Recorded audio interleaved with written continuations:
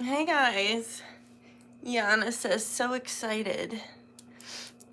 Just sneezed. Sorry. What's up, guys? Waiting for people to come in the live. Gonna pack a bowl while I wait. Corn's here. Say hi, Chichi. Say hi. See? My baby.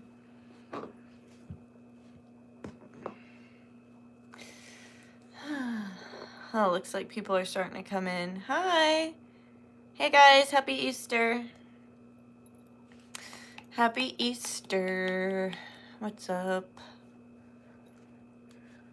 Don't eat that. That's tobacco. You crazy. You crazy, Corn. Hi. It looks like some people are coming in. Happy Easter to you too. Thanks. Hi. What's up, Yana? How you doing? How's things with the credit card? How was everybody's Easter? Happy Easter. I broke my fast for Lent. I wasn't having any sugar during Lent, and I succeeded. And I had a lot of sugar today, and then my stomach hurt. Back to normal tomorrow. Oh, that reminds me. Corn? What the heck you doing? What was that?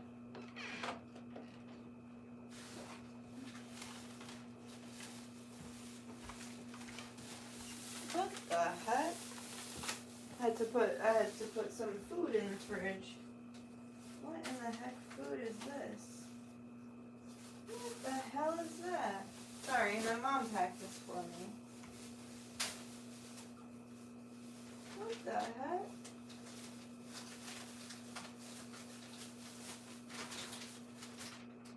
Is this ham? What the hell? Sorry. I did not know my mom. We didn't have ham today, so I'm like, how did I get ham in here? Did I hop a timeline where I suddenly have ham now? Like, I feel like I keep hopping timelines in the weirdest way. Like, I keep hopping between this timeline. Anybody else having experience like this? I keep hopping between these two timelines where, like, one of them, the cap for my cat food fits. And it's fit since 2018 when I got this house and bought that little. That's hamtastic. Yeah, what the hell? What the hell? There was no ham. There was no ham at Easter, and now there's like ham in my bag. I gotta ask my mom about that. That's so weird.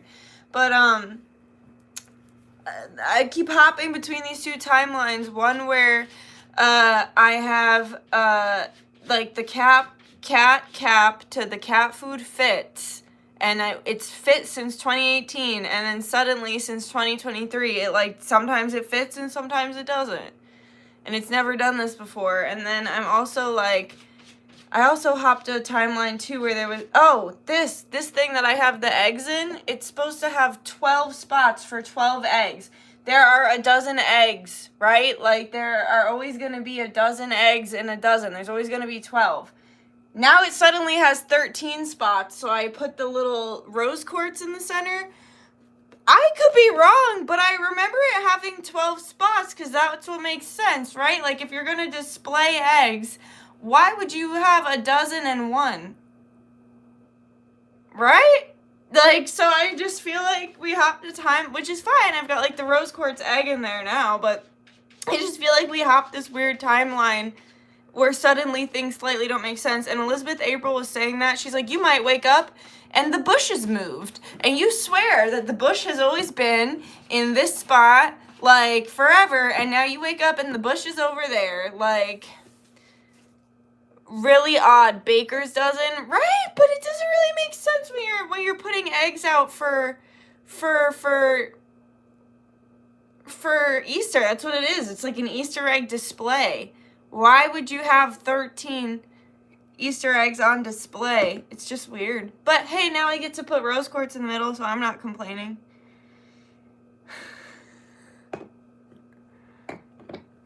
It's just weird. It's just mad weird. What's up, Cord? How's everybody's Easter? I'm ready to do the spell. I think it's going to be really nice. I think it's going to feel really good. We're going to just pray and do some light language, and it's going to be a nice time. I'm going to smoke a little weed, and then I'll go over everything that I have for the spell.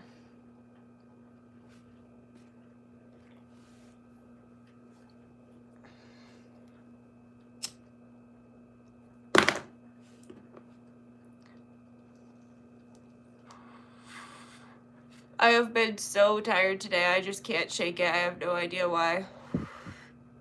I truly believe it's timeline hopping. I also think we're supposed to sit still right now because, not to scare anyone, but I think we're going to have, I'm going to link the video in the description. Please watch it if you feel like it resonates. I feel like I do not look very good in this lighting. I'm going to link the video, but it talks about, so a lot of spiritualists talk about how there's like a solar flare coming that's going to like wipe out the electrical grid, and people have been talking about it for years and years, and now solar flares are actually starting to come down and like rain down on our atmosphere. And they were saying that there's going to be a solar flare like event that creates this like cleansing, and the worlds are gonna split like 3D and 5D. And I don't know, it was like really intense, like listening. It was a hypnosis. It was like a guided, it was QHHT, which is what I'm gonna do eventually. Whenever the shift happens, I know I'll eventually put QHHT under my belt and be able to take people through actual past life regression, instead of just seeing it for them. My Horus necklace. This is Ra. I'm a daughter of Ra. I had it handmade, gold, for my 30th birthday, because I'm a life path 30. So I got it because it's also my life path, and it was like a big milestone. I never thought I'd make it past 27. Actually, probably sooner than that. I didn't think I'd make it past that, but I thought I was going to be part of that curse for some reason. I don't know why. Well, I do know why. But yeah, I never thought I'd make it this far. So I had it handmade for myself and gifted it to myself for my 30th birthday. But what was I saying? Oh, there's going to be a cleansing, and it's like going to look like a solar flare, and those of us who are of a higher vibration are going to process it way better. Some people are going to get sick. Some people are going to go crazy. Some people are going to like, you know, there's just a major shift happening. And I feel like we're so tired all the time right now because like we're supposed to rest because we're about to get hit with like a solar flare that's actually a DNA upgrade, like a massive. So think about it this way. COVID was a psych op to try and devolve humanity, because humanity was evolving at a rapid rate and waking up to the tyranny and to the slave like existence that we live in. And so it was a major attempt to devolve humanity. I feel the next cataclysmic global event, I truly feel it, is a collective evolution. I believe we step to a higher timeline, and the higher timeline is that there is no collective timeline. For so many years, we've been on one collective timeline, and then we became this weird hive mind with rebellion seated within it during the lockdowns. Like, because I know I was rebelling hard as hell, but it was an unnatural hive mind that and a non-consensual hive mind that came over the planet. And so I feel like the next thing that comes, it might look like illness, it might look like pain, whatever, but it's spiritual awakening, and it's for the highest good. And what comes on the other end is like so much light, because there's been such a lack of consent for so long, and it feels like we're reaching the tipping point. And this guided meditation spoke about the timeline in such a way that like it's making me process it differently, because I always saw a timeline before COVID where basically it was like post-apocalyptic, and then after COVID I stopped having those dreams and nightmares and whatever about society going post-apocalyptic. Like I genuinely thought I was gonna have to be feral for a bit and like live in the woods and like you know what I mean, like fucking feral, like post-apocalyptic. And I feel like COVID changed that because it helped us actually to even the playing field, because it was so non-consensual and so like evil and selfish driven that the pendulum always has to swing in our polarized reality to the point where it has to swing to something really beautiful after something so evil. And so I actually feel like we're getting a leg up, and I actually feel like we skirted the post-apocalyptic timeline, and I feel like everyone's been kind of viewing the solar flare in the view of that apocalyptic timeline because that's what it used to be. But I feel the higher timeline we step to is that there is no more major collective timeline of doom, because we already did that. Like we got that under our belt, it's done. And now we have the opportunity to split the timelines to what it is that you consent. And if you don't consent to this lower vibrational 3D reality anymore, you're no longer going to have to be a part of it. And I feel that, yeah, I just feel like we skirted the apocalyptic timeline. And if there is a solar flare, we come out on the other end brighter rather than regressed, if that makes sense. Because we already went through our minor. It wasn't really minor at the time though. Like COVID was pretty fucking major.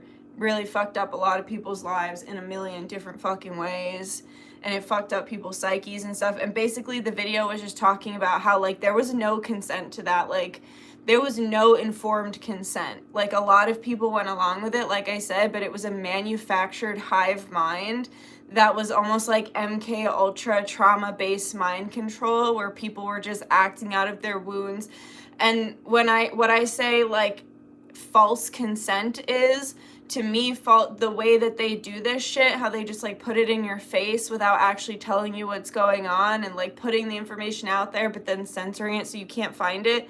Like that's not a fair playing ground, right? To me, that's the same thing as there's a drunk girl passed out and she's not saying yes, but she's not saying no. Anyone with their right fucking mind who's not evil would know that like that's not a yes. Like that's a no. That's false consent. That, right? That's what we legally recognize as non-consensual, because you're not in your right mind. Well, it's the same thing when you're getting half the story. It's not full consent if someone or the government is giving you half the story because you didn't consent to the full story because you didn't fucking know it. So because there was such a lack of consent, it's actually working in our favor in the long run. And so should there be a solar flare, should the internet, I want you guys to create a plan. You don't have to, this is my suggestion. I have one with my family, so this is what I did today. I just, went very casually. I didn't say it to rile anybody up. I wasn't fear-mongering anyone. I was just like, hey guys, I just want you to know that, scientists have been talking for a while about a possible solar flare coming, and, and make it as palatable as possible, especially if like my family's not really into this kind of stuff. They're open to it. They're a lot more open to it since COVID, but it's not their thing. So I was just like, just so you know, scientists have been talking about it for a while, that a solar flare could come and wipe out the electrical grid for a while. And I just want to remind everybody that if that does happen, we're meeting here. Like, God forbid the phones go down and we can't get a hold of each other, we're going to meet at mom and dad's. So I just reestablished the plan very casually. I didn't say it's going to happen. I didn't say it's not going to happen. I just said, God forbid it does. We just have to remember we're all meeting here, and then we're going to move forward from there, And I would just suggest that too, you make that plan with your family or your loved ones. And even with Karen, I'm going to give her my parents' address. She's going to give me her parents' address. And just so that we have it under our belts, just in case, just make a plan and don't panic, but just be prepared, God. I have a headache. Some spirits or energies or whatever are not thrilled that I'm talking about that.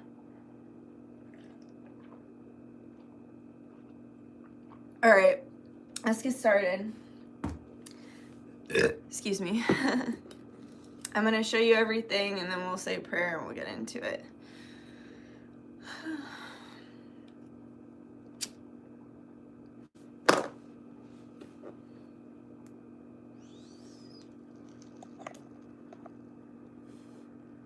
Please, I'm so exhausted, currently sobbing from feeling everything. Relax, Leah. Take a couple deep breaths. You're going to be okay. Listen, other people's problems are not your problems. You take on other people's problems way too much.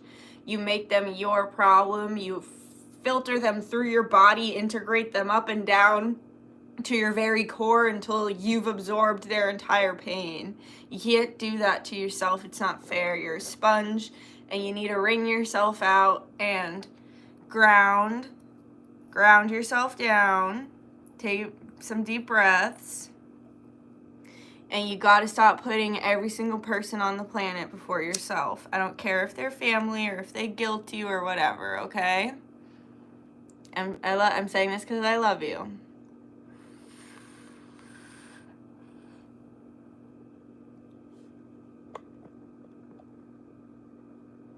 Yes, please smash that like button. Much love, Dutch. Sync with you and everyone else here. I love you so much. Thank you. I fucking love you too. You're a wonderful person and you're going to get through this. But you got to put yourself first. The more you put yourself last, listen guys, the more you fall out of your integrity, we're on the highest timeline. We did it. We successfully hopped to the highest timeline through destroying the collective timeline. The more you're out of your integrity and the more you are out of... Hi, Brianna. Hugs to you too. The more you're out of your integrity, the more you're out of alignment, the more it's gonna fucking hurt. Hence what you're feeling right now, Leah, because you're out of alignment. And, you know, it's Easter, and a lot of times we do, you know, especially if you see your family on these days, it can be really triggering. Holidays can be triggering, they can be demanding, they can make us feel like we're not enough, or like we didn't spend enough money, or like we didn't do enough, or we didn't cook enough. And it's like, that's not what a holiday is supposed to be, a celebration. It's such a shame. We're so trained to like hate ourselves and give ourselves such a hard time about fucking everything. And that's not what it's about. And so that's why it feels more painful, because it's like, as we're stepping into the new earth, those old ways of thinking and acting and old coping skills and survival mechanisms, they're not necessary. So it feels less and less comfortable because it's not in alignment. So like, even with me with like the twin stuff, it feel like I can't even care about it, because if I think too much, I can get too low. And then it's like, I'm like, no, like, that's not the timeline I'm on anymore. I want to be on the timeline where I just feel free and peaceful. And, like, it is what it is, and I don't want any control over it. And I just want to feel free, and I want to be open, and I want to feel like the Empress. And I want, you know, to attract what's meant for me. I don't want to fucking fight anymore. I don't want to fight the government. I don't want to fight for love. I don't want to fight for... I literally want to stay here and just be alive and chill. And I want, like, my perfect person to just feel that open, receptive energy, come find me. And, you know, I feel like I've done so much work, and all I ever do is fucking work. I want to relax, and I'm gonna, and I'm just here. And when that person's ready to find me, I'm here, and then we'll have a lovely life, and we'll have, build a legacy. And that's gonna be amazing, but I'm just so fucking tired of fighting. I'm tired of fighting for my rights. I don't have to. I was born sovereign. This is ridiculous. I'm not doing, it's a sham. It's an illusion. We all just need to relax. That's why we're all so fucking tired, because we're literally battling a spiritual war. This is good versus evil right now. There's no in between. If you can't see that certain shit's evil, like, you are blind, you know? And if you can't see the right versus wrong, then you're blind, and you're probably getting left behind in the third dimension because you don't get it.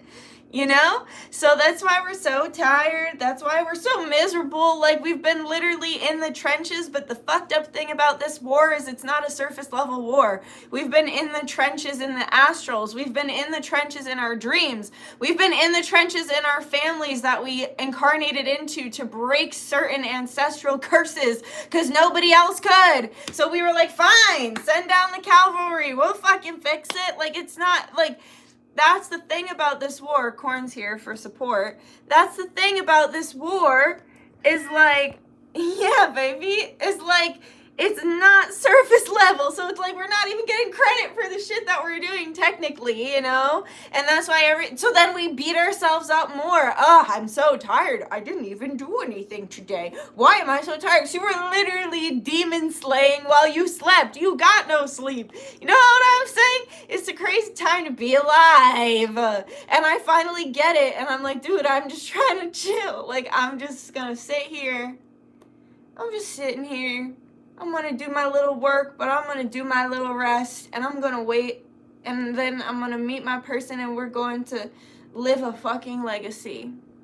And let me tell you something. When I was in the psych ward, I would there'd be art therapy, and I have to find it. I really thought I had that art here, but maybe I don't know. Maybe I didn't actually have it up here, or maybe I took it down. I don't know where I would have put it. But I made this hands. It was like abstract hands. And it was like taking in dark, and it was alchemizing it into light. And I would sit in class. And it's so funny because somebody showed me, they were like, somebody wrote a comment on one of my videos, and they were like, oh, you were thanking your 14 subscribers for for watching you, and like, look at you now, look at your growth at like 28K. And I would always say that. I would say thank you to my subscribers, all 14 of you. Someday I'll have many. And I'm going back to the point of being in the psych ward. I would sit there and I'd be in art class and I'd be writing and then I'd share it with the room, so it was group therapy, and I'd be like, this is me turning all the shit and pain and horrible stuff that I've been into something worthwhile. And I'd like be all passionate, and I would tell the room, and people would believe me because I believe myself, you know what I mean? And I was very inspiring in there. Like, I felt a lot of shame around being in this like ward and stuff for a long time, but I finally have let that go, and I appreciate it for, oh God, I should do a whole live on that, because I've been really healing that, because I felt so much shame around it, because I feel like at the time I brought a lot of shame to my family for it, and I finally let that go, and it feels so good. But anyway, that piece of art said, prove a point, live a legacy, because I didn't want to be alive anymore. I just wanted to be done. I didn't want to deal with it, you know? And so I'm proving a point, and I'm living a legacy. And when the right person comes to help me continue to build that legacy, that's it. And that was a really roundabout way of telling that story. This is how stories are told by me. Freak out. Okay.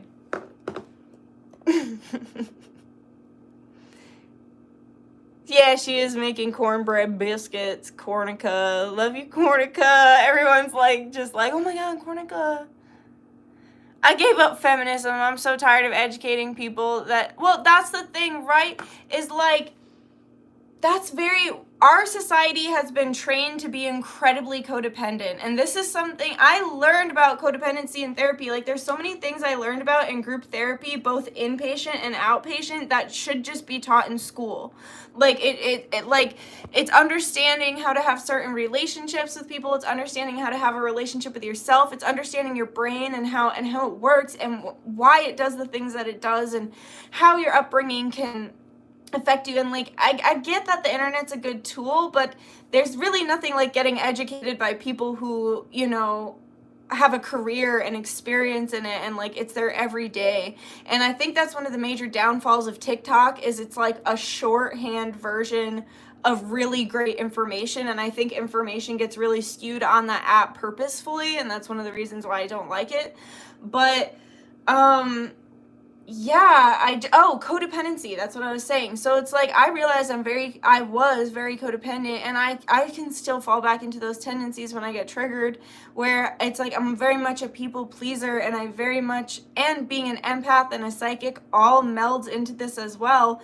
But it's like I take on a lot of people's emotions, I take on other people's problems. Being a people pleaser, I often put people before myself until all of a sudden I just explode because I can't fucking take it anymore, because I've been putting myself so last and not speaking my truth or speaking up. And I used to want to change people, or I used to want to just micromanage everything and control everything. And it's a very codependent thing. Like, to feel like you have to educate someone on something, to feel like you have a stake in the game and you have to like tell them this thing because like you need to help them, because if they're not educated on this, then they're not living their best life, and whatever the fuck we tell ourselves, it doesn't fucking make sense. It's not your responsibility. Not a single person on this planet is your responsibility other than yourself. Do you know how I learned that? I was so codependent, and I was with my abusive ex, and it like takes fucking two to tango. That's another thing I can see from, I can see both sides of my play in it without like completely beating myself up and giving myself non-constructive criticism. I can actually see it like, constructively now, and I can see his faults too. And like, dude, he literally used to like be like, oh, I'm gonna go use heroin because of you, and it's like, no, you're not fucking like that. Something extreme like that taught me that it's like, because I'd be like, that doesn't make sense, and then he'd be like, well, because you made me feel this way, and it's like, no, like, you don't have the emotional regulation, you don't have the capability to regulate yourself, so you're using like this argument between us or whatever just happened between us as an excuse for your own bad addictive behavior, your own unhealthy coping skill. You know what I'm saying? Like, that's not my fault. It's not my fault that I made you feel this way, so now you have to go do this. No, like, that's a you choice. In every moment, we make a choice, and you're an addict making an addictive choice. You're using me as an excuse and an outlet towards your addiction for a fight you started. You know what I mean? And I think when I was with my ex, it really did show me that, like, you can't educate people on everything. You cannot make people change. The only ways that people change, like, the only ways people change is because they want to, and because it's the right time for them too, and they have a drive to do so for themselves, not for anybody else.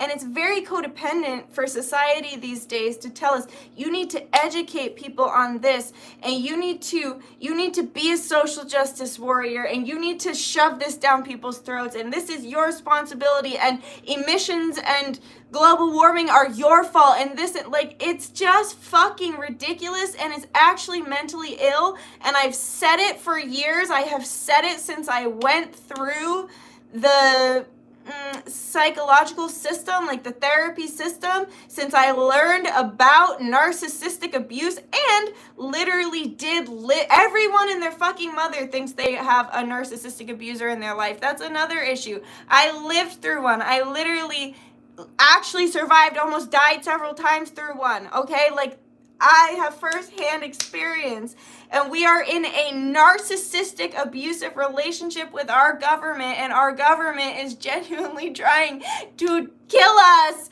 and keep us in the lowest of low ever, like, for quality of life. And that's narcissistic abuse. I've lived it with a person. A person tried to do that to me. So I recognize it through my education, through years and years and years of therapy, and it took me almost 3 years to break free from this relationship, and a lot of support and time to heal from it. Like, clearly there's still things I'm healing, And so it's like, yeah, it's crazy the way we're, like, everything we're taught to be that is right. That's why I understand where people are coming from with the Bible. In the end times, good will be evil and evil will be good. Everything we're being taught is flipped on its head. Everything you're being taught is a lie. Everything you're being told is bullshit. And it's like some people just eat that shit up because, like I said, trauma-based mind control. I said it once, I'll say it a million times. I know I haven't said it once, I have said it a million times, but my mom made such a good point to me. She said, Nikki, your generation is the first generations of moms to really go back to work and and you guys were raised by the TV, daycare, and like babysitters. That is a very valid point, and it just kept going downhill from there. Like, I think about that often, and that's why whenever I do reproduce, I'm not gonna literally get pregnant, grow a whole fucking baby in my humble abode that I call my body for 9 months of my life, just to push it out of my vagina, just to give it to somebody else? What? That doesn't make sense. To give it to somebody else to take care of? I'm not doing that. You know, like when I'm gonna be a mom, I'm gonna be a mom. And I'm gonna make the world a better place through raising really good children. And I make the world a better place by being kind to the children that I have in my life now, like my little cousins and, you know, my friends' kids and shit like that, you know? So, I think I'll stop ranting now. I don't know why I just yelled for a half hour. Hopefully it was helpful. Oh, but why would they teach us something that would help us? That would be too easy. Exactly. You're perfect as you are. Thank you. Me too with the stories. I love you and thank you for everything. Sometimes I feel you are my soul family and I'm so happy to meet you on this planet. Thank you. I'm happy to meet you too. Yeah, this is exactly what I learned from someone too. It's exhausting trying to control anything. Exactly. Listen, people are gonna do whatever the fuck they're gonna do. You cannot make them do differently, and your actions don't influence theirs. Like, nobody can blame you for their own bad behavior. It's wrong. And people, like I said, they're gonna do whatever the hell they're gonna do. There is no point in stressing yourself the fuck out over, oh, well, maybe I can get them to do this, or maybe I can help with this, or maybe I can save their life. No, they're either gonna save themselves or they're not. They're either gonna get it or they won't. They're either coming to fucking the 5th dimension or they're not. You know, like, it just, yeah, that is what it is. You will be an amazing mom. Thank you. The latchkey generation. Yo, latchkey. Wow, that just opened up crevices of my mind. Yeah, the after school kids whose moms and dads work. So you gotta, yeah. Damn, latchkey. Yeah, that's why I'm raising my son with the least money possible alone, but I don't care. He needs love and emotional support more than we need nice things. I agree with you. If it's between, like, really fancy, expensive things or a quality human connection, I choose quality human connection over things any day. Any day. Do I love money? Fuck yeah! Yeah! I love money. But I love love and people way more.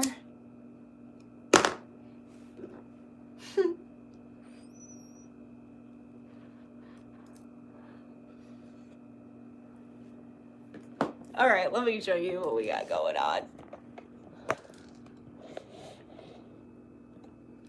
Okay, so you can see we still have the Call Me spell over here. I'd also have the Nyx petitions.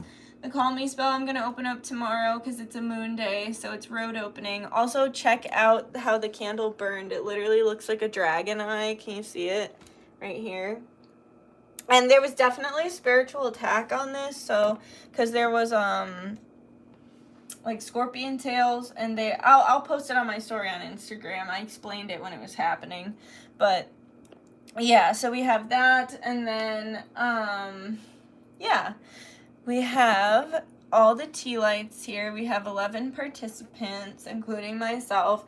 We have the 2 resurrection ferns as well. These are exciting. I got these at this really cool place that was like full of bones and plants and crystals, and I'm definitely going back. And it's called a resurrection fern because when you put it in the water, it's supposed to come back to life. And I thought that would be really cool with Yeshua to work with the energy of the resurrection. We have the blue flowers. If you saw the other, if you saw the Nyx spell, these were green, and now I have put blue food coloring in them, and they kind of turn like tie-dye, which was pretty cool. And so we have those. And I have my pitcher of water over here. Cornico was playing in it and drinking out of it, so she was blessing it for us. And then we have, I'm not gonna lift it up really because I don't want any of them to fall, but we have this really cute little bun holder. You can see like the ears and the little whiskers, and he has 13 spots. So we have the eggs in there for everybody, for Yeshua, Christ consciousness, the new earth, Inanna Ishtar. Oh yeah, I did want to read to you from the book about Inanna. So I'm going to get that to educate you on where Ishtar or Easter comes from. And then we have a rose quartz egg in there. I have a piece of fluorite and celestite, and a piece of wood that I got when I was in Florida. And then I have a gold candle because I thought that would be really nice. I have some all tobacco right here. I have this acorn. I wanted to do red to represent the blood of Yeshua. Yo, one time when I was like going to this really intense church, they played a very disturbing reenactment of the crucifixion, and people were letting their kids watch it, and I thought it was a little brutal and really intense, and like I thought it was like that, and I was like, what, like how are these kids not gonna have nightmares?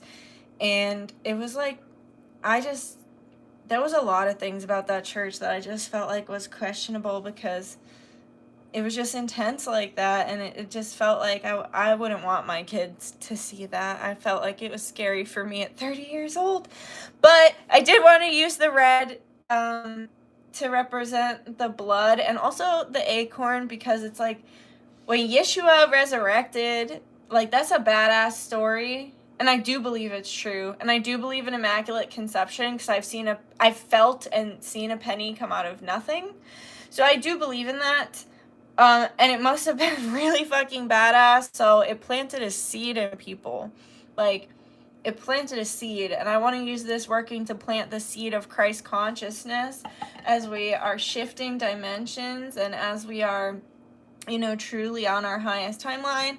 And then I also have the powerful hand, and we are going to be doing a powerful hand working probably in May, I'm thinking. I don't know, we'll see. But I have a hand candle that's been out on the other side of this door on my front step all since summer. I bought, well, maybe Halloween-ish time, but it's been out there, and it's a guy who makes them. He was cool, and he hand makes everything, and he made that one out of his hand, and it like bleeds when you burn it, and it's gonna be cool. But so I have the powerful hand because the crucifixion, and this is like a healing hand, and so yeah, I thought that would be nice to use today to honor the resurrection. Anything else? I don't think so. I'm gonna be doing sound healing and prayer and light language. I want to get my book, and I want to get some chapstick, and then we'll get into it. I have Kundalini incense to represent the resurrection.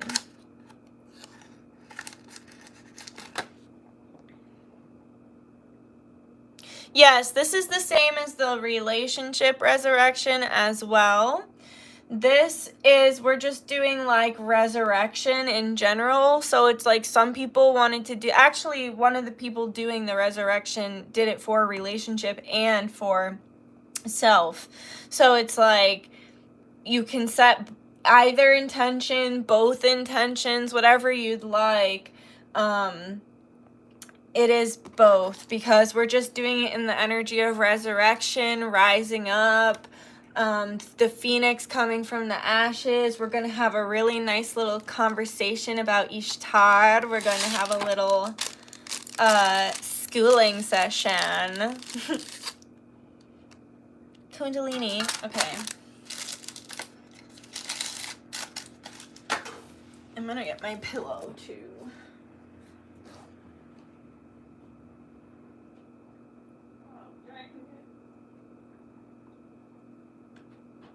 Excuse me.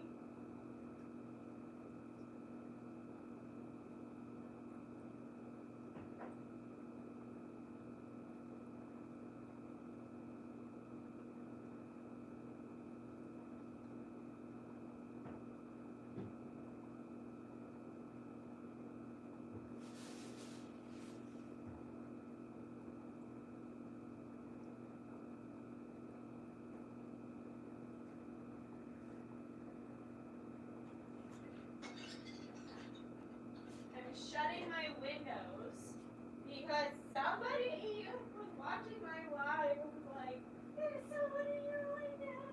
But it was my reflection. But then I got, none of it was like, that's freaky, I should shut my blinds.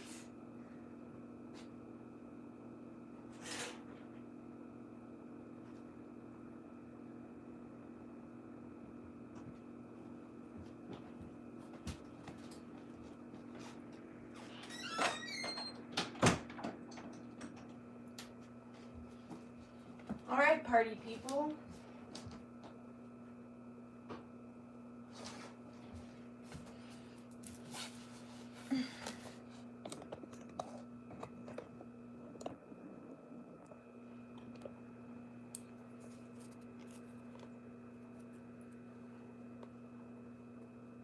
No, I don't believe Christ is coming in the flesh. I believe we are Christ in the flesh. I believe when you look in the mirror, that's Christ in the flesh.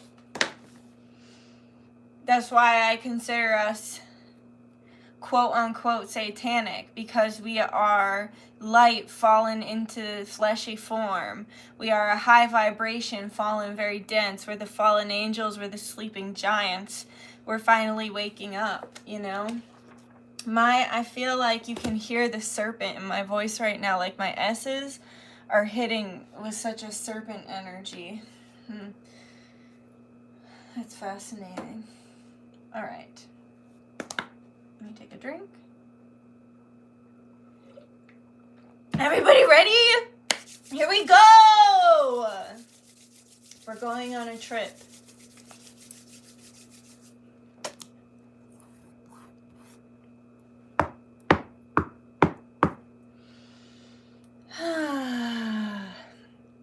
Benevolent guides, guardians, ancestors, angels, star family, higher self, Yeshua, Baal, Ra, God's source.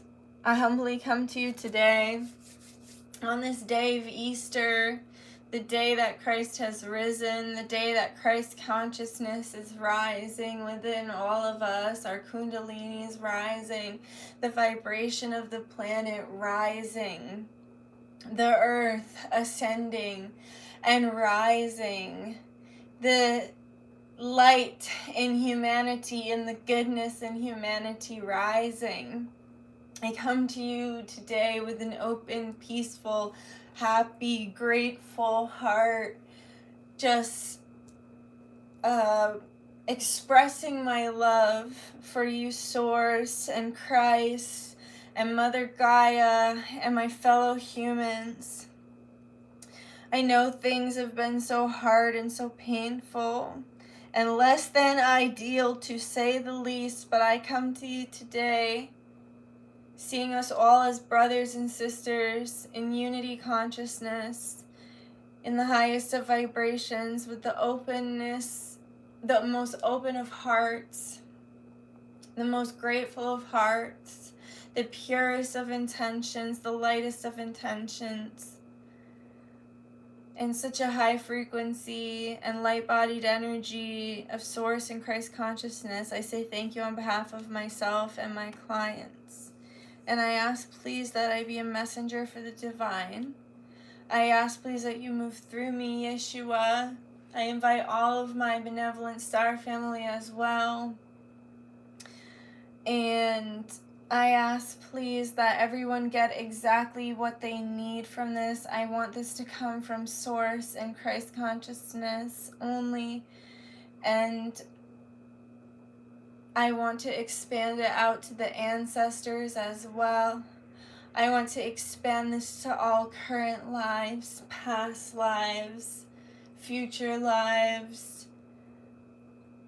I want to bless all those who have blessed us. I want reciprocal joy and peace, please. I want to hold space for the new earth and for the fifth dimension and for heaven on earth, so that we can finally truly be happy and just enjoy ourselves and really use this planet for all the beautiful potential resources and energy that it possesses, to work in symbiosis with Mother Gaia, to love each other and heal each other and build together instead of hurting each other and tearing each other down and tearing ourselves and the world apart. I pray for unity today. I pray for love. I stand in unity. I stand in love. I lead by example. Please move me and make me a proper channel for the highest timeline, for myself and humanity.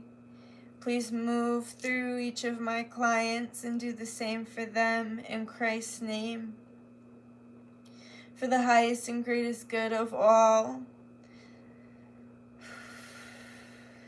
I call upon you, Yeshua, and I celebrate your triumphs, and I celebrate the triumph we hold within you as we hold you in our hearts and step into the new earth and love our neighbors and love ourselves and our families. And as we put love into the world, the love pours back into us from the world. And we see it in the beauty all around us. And just as you've triumphed in the past and you've resurrected and you've defied the laws of physics, we too shall do so as our Kundalini rises from the depths of our sacral chakras and our root chakras, and it rises and rises up to our solar plexus, and it pulls its way up through our heart chakras and moves to our throats and our third eyes and our crowns and beyond, and all the other chakra systems in our bodies. I pray for this awakening and joy and peace within us. I pray that humanity chooses. I know it has already chosen love, but I pray it continues to choose love. I know we have already won, and I know the scales of justice will even. And I love each and every person on this planet, despite who they might be playing out, whether they are a villain or victor, a hero, an anti-hero, whatever the fuck, I don't care. Today, on Easter, I love them all, baby. 'Cause that is what it's all about. Being a Christian, loving and following Christ, moving in Christ consciousness. It's about love, and it's about being the bigger person. It's about forgiveness, it's about healing, and it's about taking care of each other. Bitch! I pray all of this with the purest of hearts and the best of intentions, only ever for the highest and greatest good of all my clients, all those involved, and myself, the highest and greatest good of humanity, and the highest and greatest good of this universe. Amora, Ashe Namaste, by the power of three, so mote it be, bitch. Hell yeah. Pick it up, so the girls around me, they be acting like they drunk. I light this powerful hand for Yeshua with this Kundalini incense. I'm like high from that prayer. Ooh! That felt good. And I place some holy oil, some olive oil in this powerful hand. I place the olive oil on the seed and plant this seed as well. And I anoint this golden candle for the divine masculine energy, the Father, the Father, the Father. And soon we will honor the Mother for my birthday. The Mother.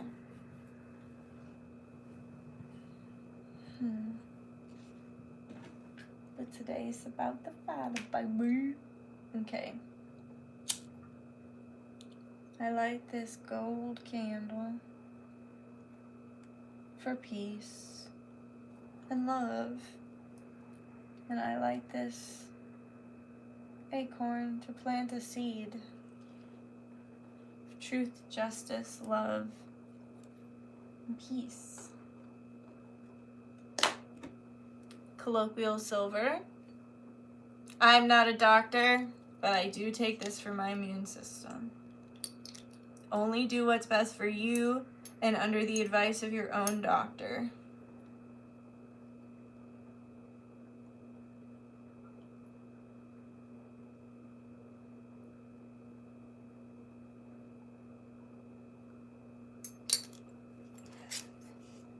Blech.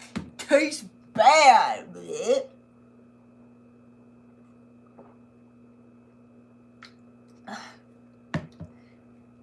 Now I'm going to put some silver on here. This is literal silver. I have gold tinctures as well that I sometimes take, but not recently. I should take them. This is going to even out that masculine energy and aid in the healing.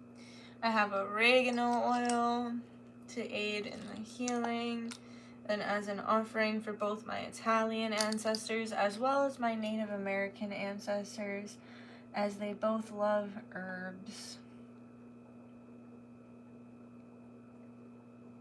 And I pray a special prayer for any of you and your ancestors, and if you had a particularly special bond or relationship with any family member or loved one who has passed on, I just send a little extra healing to you as you continue on in the flesh. Know in your heart that they continue on with you in the astral and that they're rooting for you every step of the way. I actually think I want to put a drop in each of these.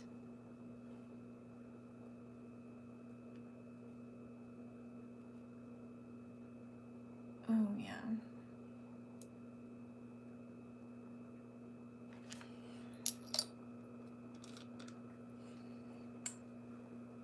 Okay. Alright, let's light up the candles, and then I'll say a prayer, and I'll while I'm pouring the water over the ferns, then we'll do a little bit of sound healing, and then I'll read to you.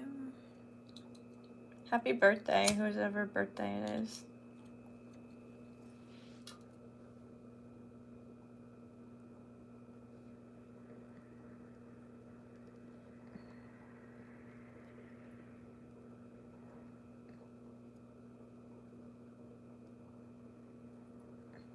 Each of these candles represents my clients.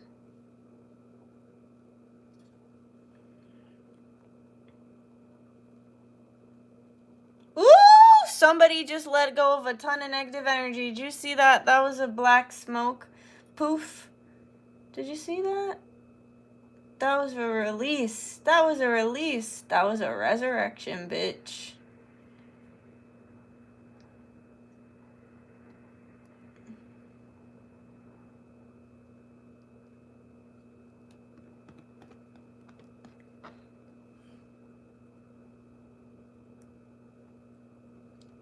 Wow, thank you. My brother passed April 15th, 2018. He is with us all in spirit, kicking ass and taking names. Love you, Mickey.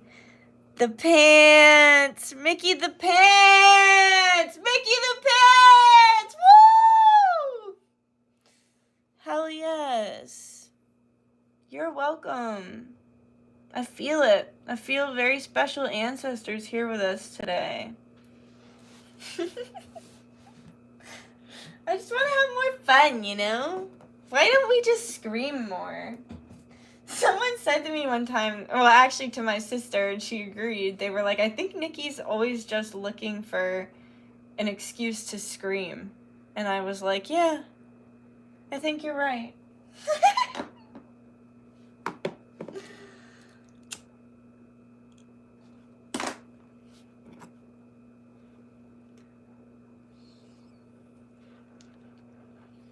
All right. Smoke for the ancestors.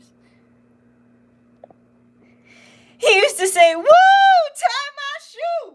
Oh, baby. Woo, tie my shoe. Okay. Mickey the Pants. His name rhymes with mine. And I'm wearing flower pants. And Karen sent me a... Let me put this in a different direction so you can actually see. Karen sent me a meme today that showed two women on motorcycles that kept getting arrested for being women alone on motorcycles wearing pants. And I was like, dude, I would have constantly been arrested if it was like back in the day because like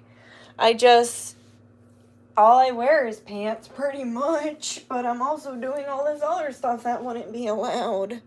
Alright, can you see it? No, you can't really see it that good. There we go, now you can see it better. Let's move it a little closer. Look at the corn and my eye. Hi. Alright, let's do this. Okay, Spirit. I bless this water in Yeshua's name, in Christ's consciousness. And just as I resurrect these ferns, just please resurrect these ferns as you resurrected Yeshua and Christ himself. Please resurrect all my clients. And please, for those of them attempting to resurrect a relationship or give it the push that it needs or the healing that it needs, please just do so in your name, Christ. In Source's name, give them exactly what they need. And if what they need is not that person, please bring them the right person. Please bring them their person. Please bring them, Source, whatever it is that they need. In your name, Christ. Let them resurrect. Let them be like a phoenix coming from the ashes. Born again, rising again, coming out of the fire, resurrecting. Some of you are going to have major shifts by Scorpio season this year because the Phoenix also is represented by Scorpio.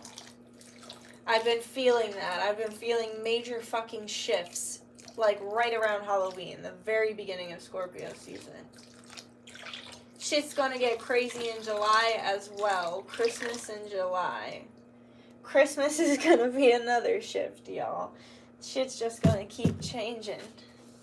Changing. Changes.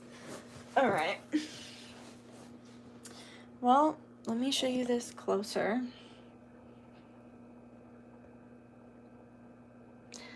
Alright, I guess now we wait and see what happens. So, I've never done this before, but I think they're supposed to open up. But I'm going to turn off the lights. And actually, 33 people in here. That's perfect because Jesus' number is 3. Let's see about Inanna Ishtar. Maybe I'll read this to you before we start. So this book is called Dark Goddess Craft. And it talks about many different goddesses. And Inanna Ishtar is one. I gotta figure out. Okay, there's Hecate.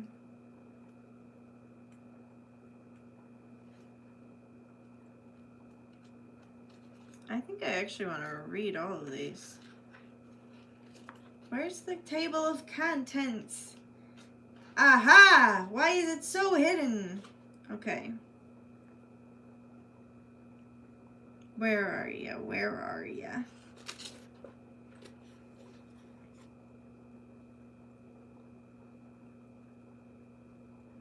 Hey. What the heck?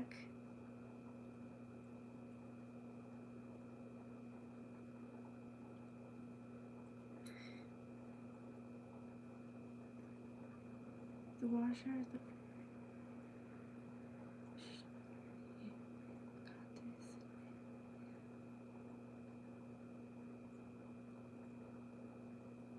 Dude, that's confusing and weird because Inanna Ishtar was maybe it's in a different section, but this is what I'm talking about with the like timeline shift, because I've read in this book about Inanna before,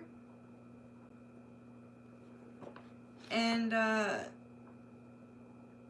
I can't find the section she's in. Oh no, I see it. Okay, but why does it have that name? Okay, well,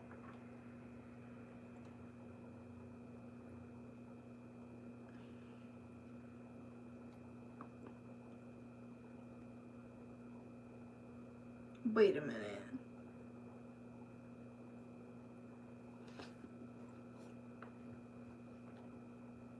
Okay, this is what we're gonna read.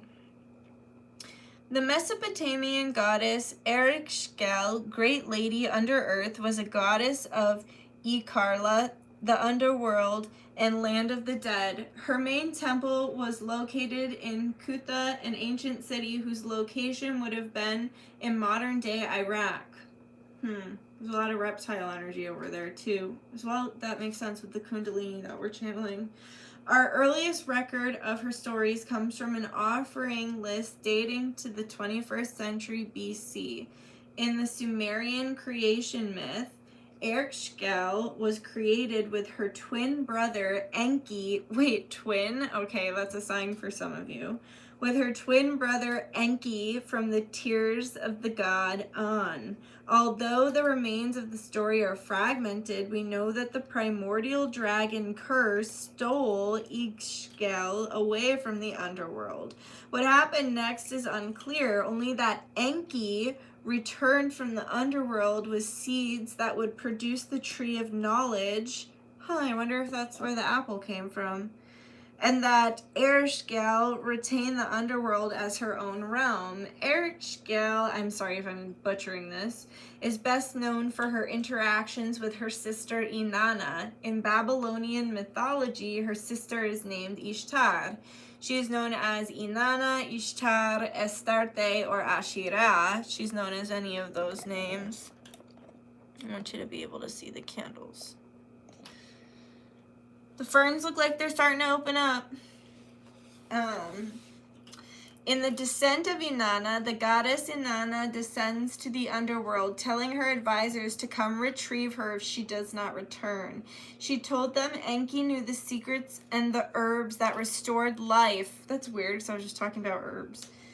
And that he could return her to life if she died. As she descends through the 7 gates of the underworld, Ishtar is forced to remove the symbols of her status until finally she must remove her clothes and stand before her sister naked.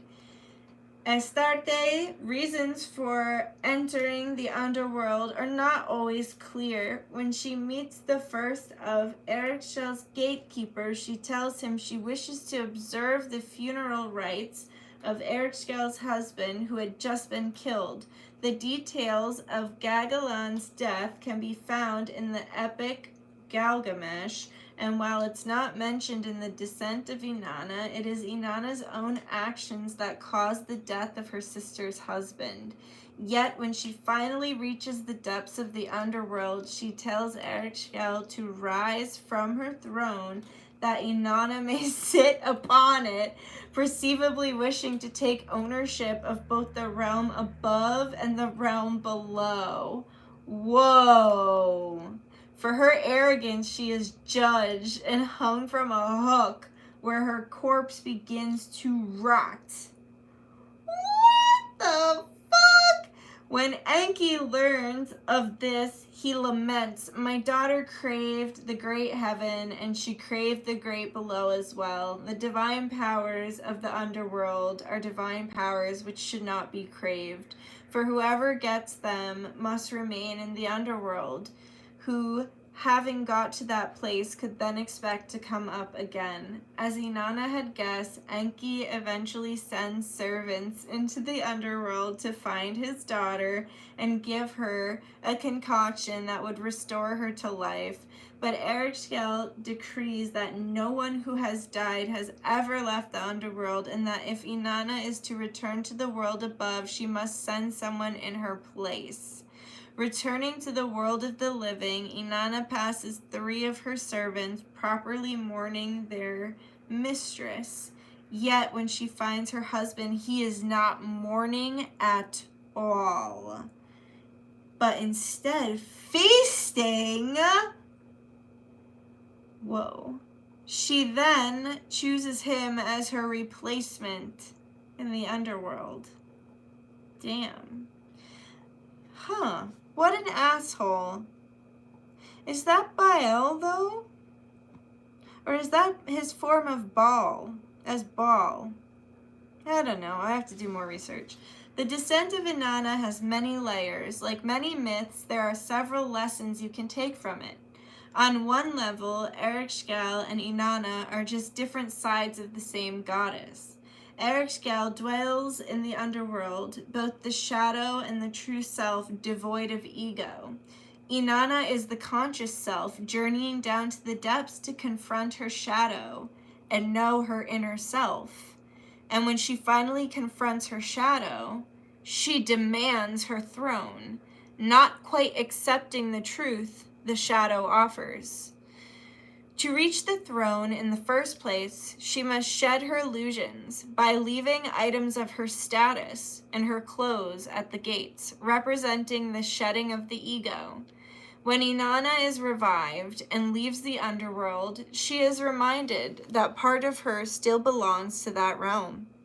Ereshkigal tells her no one ever escapes the underworld, just as no one ever escapes their shadow. Thus she must send someone in her place, reminding her she will always be tied to that realm in some way, even when she leaves it. The illusions she carried with her before her journey are also stripped away when she returns to the world of the living and sees her husband's behavior with new eyes. This interpretation is perhaps the most acknowledged one, but there are other layers of meaning to the story of Ereshkigal and her sister. The second layer to the story is that we are all responsible for our actions. Wait, what? What was I just saying at the beginning of this? What the fuck? What the hell? We live in a matrix. I haven't read, some of you might not believe me, I have not read this in a couple years, if not since last Easter, if not a couple years. So damn. But it is Easter. It is Ishtar. It comes from Ishtar, Inanna, Astarte, Ashira. You know? It's all different ideas and different cultures' ideas of the same energy. And if somehow Christ has taken over, I don't have an issue with that. Probably because Lent and everything. I don't know. But I honestly, I don't know the Bible stories well enough. But yeah, Easter comes from Ishtar. So anyway, back to the reading. The second layer to the story is that we are all responsible for our actions and that our actions have consequences. When the hero Galgamesh rejects the sexual advances of Inanna, in retribution she sends her sister's husband, Gugalana, to punish the hero. Gugalana, better known as the Bull of Heaven, could make the earth shake with his feet and drink up entire rivers. But Gilgamesh and his companion Enkidu managed to kill the bull. Enkidu goes as far as to wave a piece of the dismembered bull at Inanna, telling her that he would do the same to her if he caught her. Gilgalana's death and subsequent funeral rites are the reason Inanna gives for entering the underworld. It should not be surprising that her sister insists that she take responsibility for her actions. In the Descent of Inanna, we are told that she is judged by her sister along with the judges of the underworld, and that she let out a cry of guilt, being judged and hung on the... Well, that's good. You should take responsibility for your actions. So I'm proud of her, even though she got dead. Being judged and hung on the hook then can be seen as a paying the price for the death she caused. Her father, of course, restores her to life and she returns to the world above, but not without the price of sending someone in her place. Justice is served, and as Inanna travels to the underworld willingly, this may show that she planned to be judged by her sister and pay the price in order to make peace. We were just asking for peace. I guess it's like a lesson in sacrifice as well. Ereshkigal does not drag her sister to the underworld, although she is powerful enough to do so. In one story, when the god of disease insults her by being rude to one of her servants, she has him dragged down to the underworld to explain herself. She does not do so with her sister. Instead, she allows Inanna to be the one who chooses to make amends. Wow, that's powerful. The difference between choice and force. That's fascinating. All right. I'm going to do this little invocation.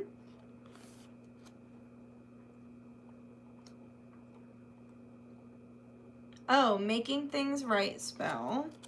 And what is this one? Invocation. Making things right.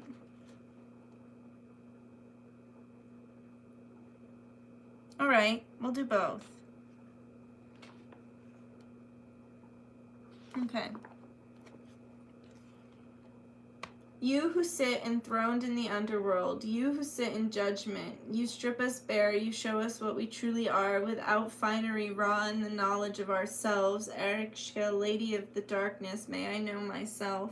May I see the truth of my spirit as you see it. Ereshkigal, Inanna, Dark Lady, Heaven's Queen, may we be stripped bare before you. May we know our true worth. Ereshkigal, Inanna, Dark Lady, Heaven's Queen, the crowns we wear have no worth compared to the metal of our will.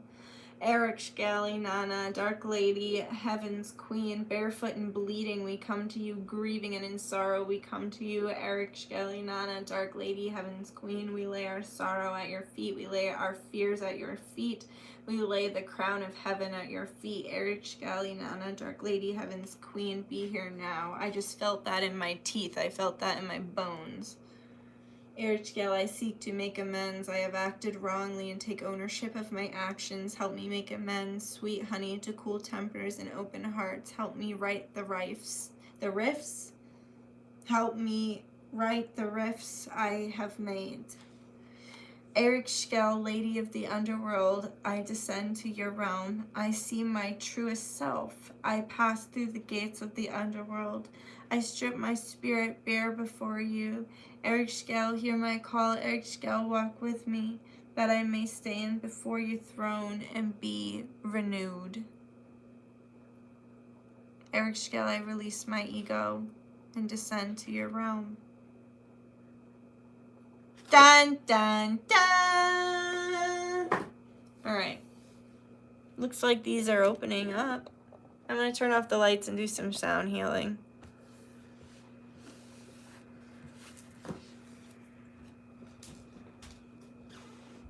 And then have a snack.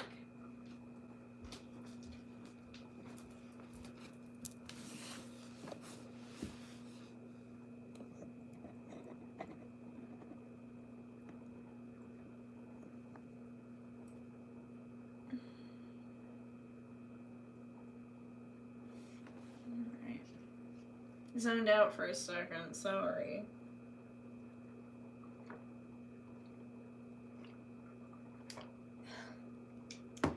Okay. Excuse me.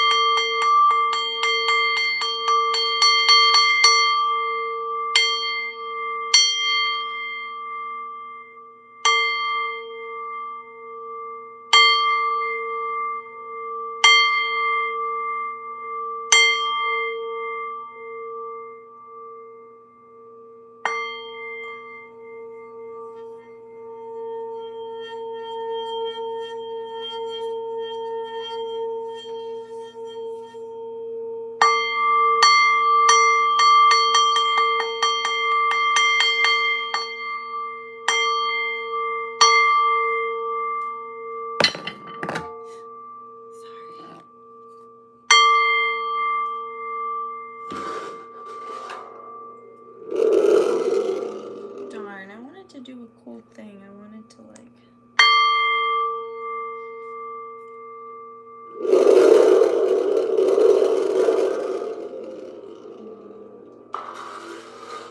that was cooler in my head.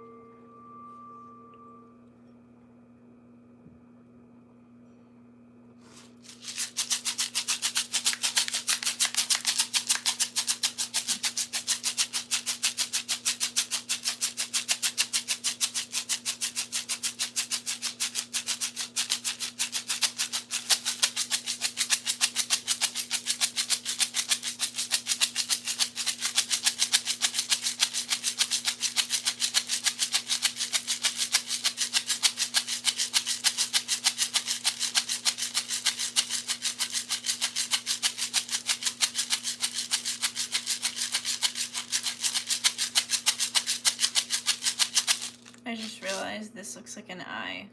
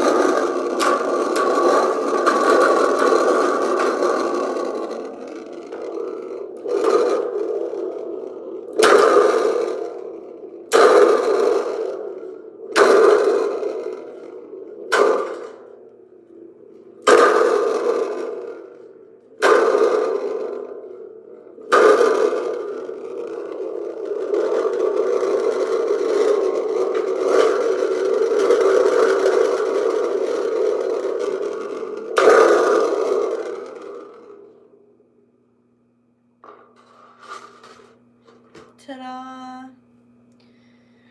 I want to say thank you to all the spirits and souls that came here today in the flesh and in spirit to join us for this working. We say thank you in advance because we know our prayers have already been answered.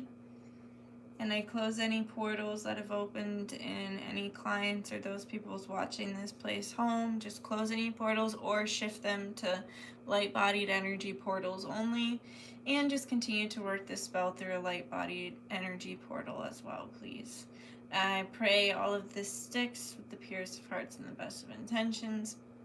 And I say thank you to the guides, guardians, ancestors, angels, star family, higher self, Yeshua, Baal, Ra, God's source for allowing me to be the channel through which all of this flows.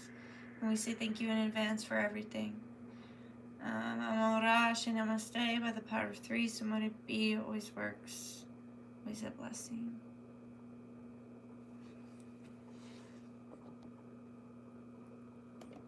What'd you think?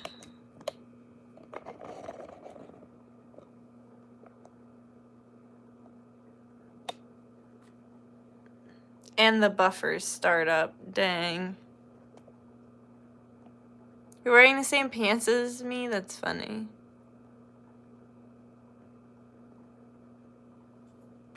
No such thing as coincidence. Relatable being a Scorpio is above so below. I started to cry. Aww. I'm glad it moved you. That was powerful. The prayer was badass. I loved it. What book were you reading from? It was so interesting. It's called Dark Goddess Craft by Stephanie Woodfield. A Journey Through the Heart of Transformation. And it that was crazy when it was like, it's about taking responsibility for your actions. I was like, what the fuck? was literally just on a soapbox about that. That was lovely. Yay. I'm glad you liked it, guys. That felt good. The ferns are opening up. I love that name. I would name a baby fern. I think, especially a little girl, I think that would be a really cute name. I also love the name Maud. It's like one of my favorite names. I know it's outdated, but I think it's beautiful, like M-A-U-D. Maud. I love it. I like the name Roxanne. I think that's a pretty name. Awesome, I am going to get that and give it a read. Thank you. You're welcome. Thank you. You're welcome. Happy Easter, guys. I'm gonna get going because I am hungry. Amazing. Feels so good. Thank you so much. Yay, good. Me too. I'm like, me too. Hungry. I'm nice and hungry. I love those names. You do? Thanks. Well, my nanny's name was Anne Marie. And so if I ever named a little girl Roxanne, I'd call her Roxanne Marie. Like, that's what I would name her. Roxanne. Middle name Marie. Because I just and it's funny, because when I was little, I used to draw. It's super weird. I used to draw my future children. I'm not even going to say what one of them was, because it's just too weird, and it relates to my life in an uncomfortable way. But the other one I used to draw, I used to call her Roxy. And I'd be like, this is my future child. And she, like, had braces and shit. Because I always thought braces were so cool. I never had them. But I thought they were cool. Yeah, I need this book now, too. Dark Goddess Craft. Stephanie Woodfield.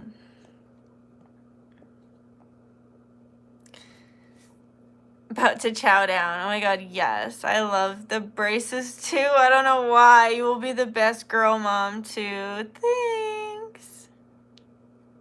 Thank you, Lizzie. Alright, guys. I'm gonna go. I'm gonna make some french fries in the air fryer. I love you. Happy Easter. All of us have that in common. We all wanted braces, and then everyone who had braces was like, no, you don't. They really hurt, and I can't have caramel apples or any apples for that matter unless they're cut up. And then I'd be like, psh, small price to pay for your brace face coolness. I had braces. It was a nightmare. See? Exactly. We're sold. It's one of those, you know, like, on the outside looking in, and then when you're experiencing it, you're also upset. Alright, I'm gonna go, guys. I love you. Have a beautiful night, or day, or whatever time it is where you are, and I'll see you soon. We're gonna do a Kundalini spell next, so keep an eye out for that. We're gonna do a Kundalini, what? Kundalini crossroads working for sexual magnetism and power and enlightenment. So, yeah. And then the powerful hand we'll do eventually. The other powerful hand. But, alright, I love you guys. Happy Easter. He has risen. Woohoo!